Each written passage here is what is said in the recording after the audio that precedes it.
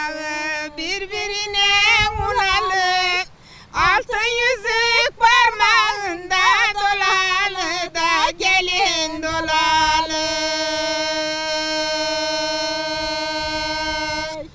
Başın mı büyüdü gelin olalı, akşamkı sevdiğin yar sen değil mi de kız sen değil mi?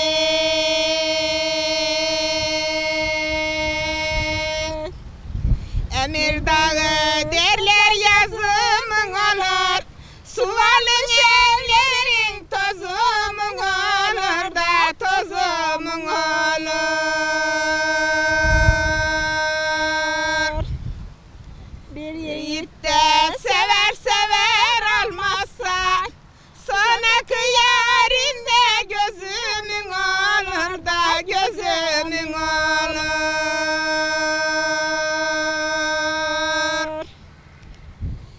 Emir dağı derler kara gidelim, ayvadan o sandık nara gidelim de nara gidelim.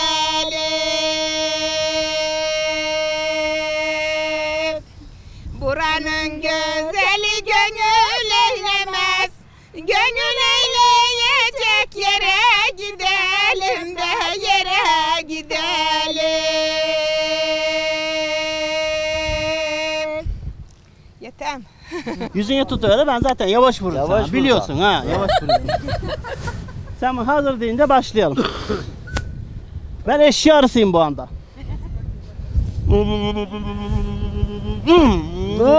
İleri git.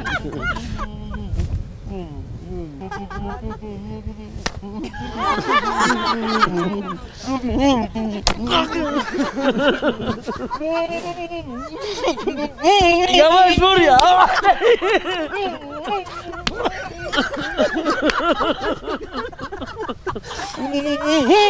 Yavaş vur ya.